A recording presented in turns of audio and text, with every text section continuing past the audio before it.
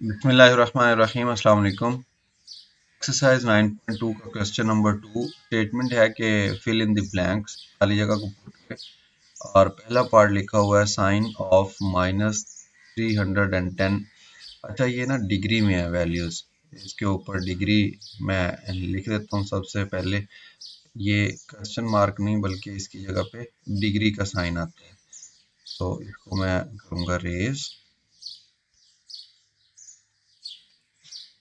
और ये बन जाएगा 75 डिग्री।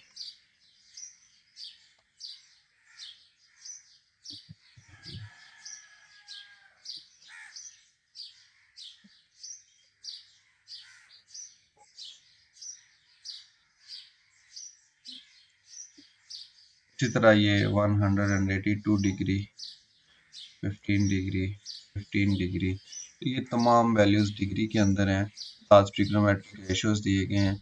इससे पिछले लेक्चर के अंदर हमने देखा कि कैसे ट्रिग्नोमेट्रिक जो रेशियोज होते हैं उसका साइन क्वाड्रेंट के हिसाब से कैसे चेंज होता है। और इस लेक्चर के अंदर जो मेन थ्योरी है वो ये है कि नेगेटिव जो एंगल है वो लिया गया। सबसे पहले तो मैं आपको बता दूं कि नेगेटिव एंगल क्या होता है। फॉर एग्जांपल लेट्स सपोज कि ये एक एक्स एक्सिस है और ये एक वाई एक्सिस है। इसके ऊपर ये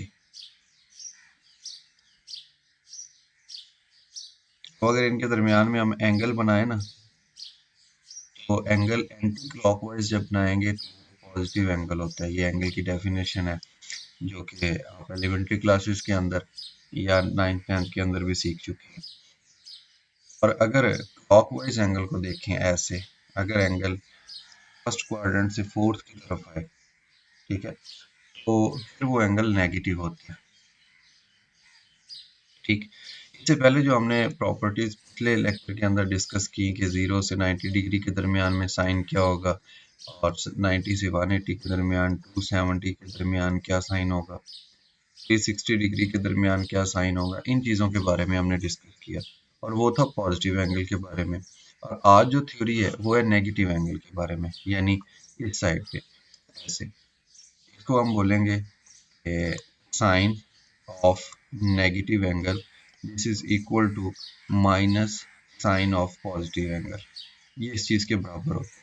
हम इसको वेरीफाई भी कर सकते हैं, यानी आप एग्जांपल के तौर पे यहाँ पे 30 लिखें तो वो बन जाएगा साइन ऑफ -30। इसकी वैल्यू मालूम करें और इधर साइन 30 की वैल्यू मालूम करें तो दोनों का आंसर सेम होगा। क्या मतलब कि इसके जो आंसर आएगा 1/2 से पहले माइनस लगा होगा और इसका तो क्योंकि -30 एंगल है तो उसका जवाब भी -1/2 आएगा। तो दोनों का जवाब सेम आएगा -1/। ये नेगेटिव एंगल को पॉजिटिव एंगल से रिलेट करने के इक्वेशंस कह लें या इनकी बराबरी मौजूद है।